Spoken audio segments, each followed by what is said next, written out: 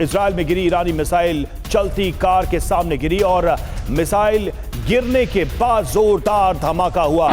चलती हुई कार के सामने ये मिसाइल गिरी। डैश कैम से ये तस्वीरें भी रिकॉर्ड हुई हैं और आप देखिए कि सीसीटीवी फुटेज भी इसका सामने आया है। साफ दिखाई दे रहा है कि चलती हुई कार है, सड़क पर चल रही है कार और उसी दौरान सड़क पर ये जोरदार धमाका होता है। और देखिए बहरीन पर ईरान ने दागी हैं मिसाइलें। डिफेंस सिस्टम ने रोकी मिसाइलें। कुछ ही घंटे के अंतराल पर ताबड़तोड़ मिसाइल से अटैक किया गया है। तो लगातार यहां पर भी हमले हो रहे हैं और देखिए बताया जा रहा है कि यहूदी क्वार्टर इलाके में ये मिसाइल गिरी है। इजरायली मीडिया ने इसकी तस्वीरें जारी की।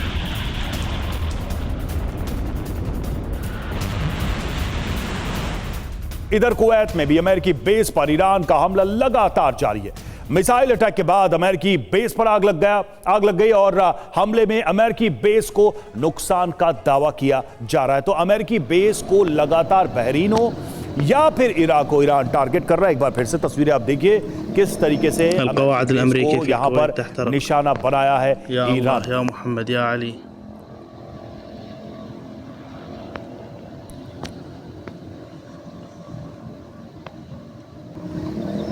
القواعد الأمريكية في الكويت تحترق या अल्लाह। और इधर इराक की राजधानी बगदाद में ईरान का बड़ा हमला। जी हां, अमेरिकी विक्टोरिया बेस पर यह मिसाइल गिरी है ईरानी और मिसाइल गिरने के बाद यहां भीषण आग लग गई।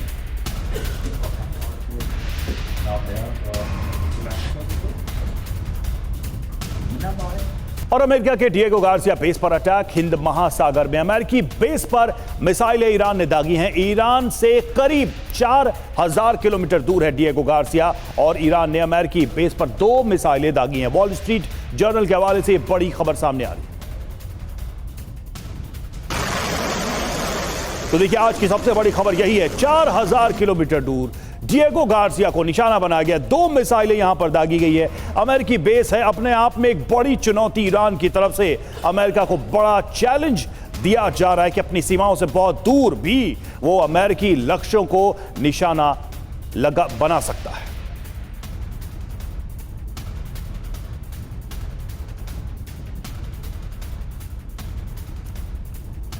तो देखिए जिस तरीके से यह हमला किया गया है, एक बात तो साफ है कि जो दावा ट्रंप कर रहे हैं कि ईरान की मारक क्षमता कम हुई है, ईरान के मिसाइल पावर को हमने कमजोर किया है, इस उदाहरण से ईरान ने कहीं ना कहीं यह संदेश जरूर दिया है कि अभी उसकी ताकत है और ताकत इतनी है कि वो 4000 किलोमीटर दूर अमेरिकी बेस को भी निशाना बना सकता है। तो देखिए खबर क्या है वो हम सबसे पहले आपको बता रहे हैं।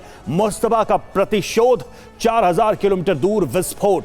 5 बड़ी खबरें हैं, एक एक करके आपको बताते हैं। पहली बार डिएगो गार्सिया बेस पर हमला हुआ। दूसरा यह कि ईरान ने 2 मिसाइल से यूएस बेस पर हमला किया है। 3, ईरान की एक मिसाइल उड़ान के दौरान खराब हो गई, यह भी जानकारी सामने आ रही है। दूसरी मिसाइल इंटरसेप्ट हुई या नहीं, इसकी जानकारी अभी कंफर्म नहीं है। ईरान ने मिसाइल ताकत से दुनिया को कर दिया है हैरान। 4000 किलोमीटर दूर लक्ष्य पर साधा है निशाना। सवाल यह कि ईरान ने 4000 किलोमीटर वाली रेंज वाली किस मिसाइल से हमला किया होगा। क्या ईरान ने सीक्रेट तरीके से अपनी मिसाइल की रेंज को बढ़ाया है? क्या ईरान ने यह हमला पास में मौजूद अपनी किसी सबमरीन से किया है? और क्या ईरान के पास अमेरिका यूरोप तक पहुंचने की ताकत है? ये सारे सवाल अब उठ रहे हैं इस हमले के बाद से। लेकिन सबसे बड़ी बात यह है कि ईरान ने ये कोशिश की है, ईरान ने ये हिम्मत दिखाई है तब जबकि अमेरिका और ट्रंप के दावे बहुत सारे हैं। तो डिएगो गार्सिया को ही क्यों निशाना बनाया गया, ये क्यों अहम है, जरा इसको समझते हैं। हिंद महासागर में अमेरिका और ब्रिटेन का बेस है। मध्य पूर्व फारस की खाड़ी में पहुंचना आसान है यहां से, और हॉर्मुज स्ट्रेट हो, लाल सागर हो, मलक्का स्ट्रेट हो, इन सब के ये करीब है। इंडो पैसिफिक में चीन पर लगाम लगाने के लिए बहुत ही अहम है।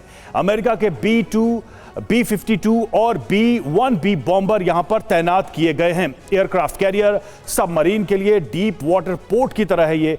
Fuel depot, satellite communication command, ये सब यहां पर मौजूद है। 1991 के खाड़ी युद्ध के दौरान बेस का इस्तेमाल किया गया था और 2001 में अफगानिस्तान के खिलाफ भी यहीं से ऑपरेशन लॉन्च किया गया था। तो आप समझ सकते हैं कि अमेरिका हो, नाटो देश हो, उनके लिए ये बेस कितना इंपॉर्टेंट है। सीधे चलते हैं तेल अवीव। मनीष हमारे साथ, हमारे सहयोगी इस वक्त जुड़े हुए। मनीष, सबसे बड़ी बात तो यही है कि ऐसे वक्त में जब दावे बहुत सारे किए जा रहे हों अमेरिका की तरफ से, अपनी ताकत की नुमाइश ईरान ने की है 4000 किलोमीटर दूर डिएगो गार्सिया को लेकर।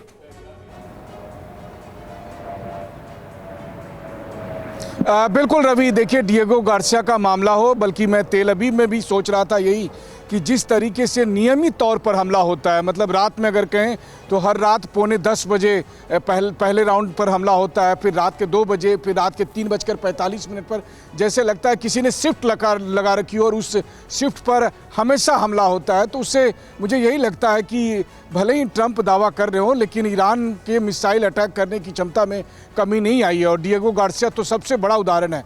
ये अलग बात है कि वहाँ तक ईरानी मिसाइल नहीं पहुँच पाए, लेकिन जो भी उसके कारण रहे हो सकता है कि अगली बार वो कामयाब हो भी जाए। लेकिन उन्होंने ये दिखाया है कि 4000 किलोमीटर तक का तो उनका टारगेट है ही। एक ऐसे वक्त में जब आज भारत समेत दुनिया के अधिकांश हिस्से में ईद मनाई जा रही है, तो यहाँ पर तो लोगों को बम और मिसाइल ही ईदी में मिल रही है लगभग पूरे मिडिल ईस्ट क्षेत्र में।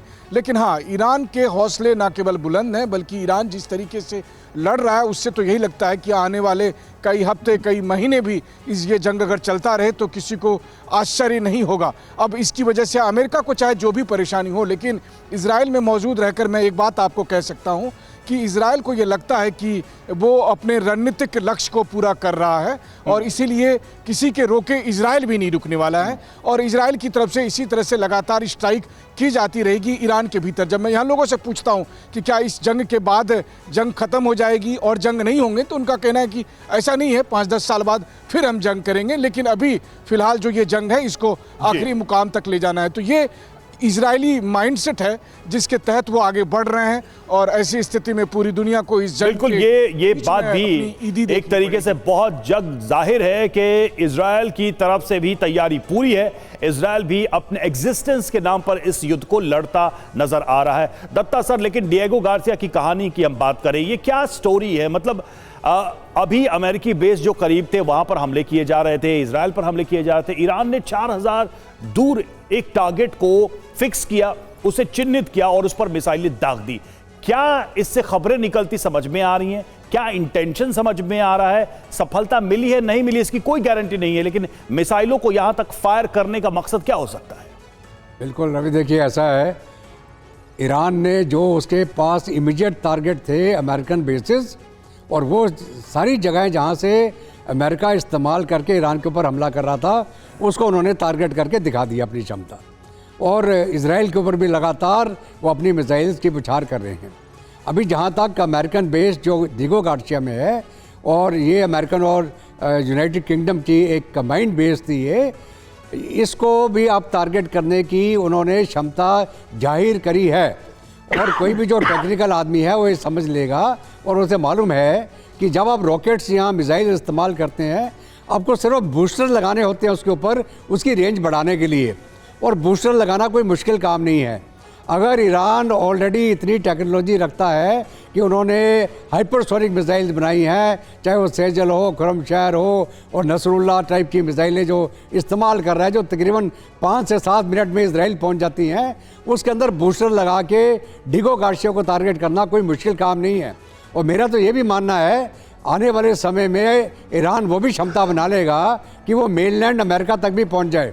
तो ये अभी ईरान ये बता रहा है कि आपकी बेसिस मेरे आसपास के इलाके में सेफ़ नहीं है, अगर आप मेरे ऊपर हमला करेंगे तो मैं वो सारी जगह जहां आप उसका इस्तेमाल करके मेरे ऊपर हमला कर रहे हैं, मैं उसको टारगेट करूंगा।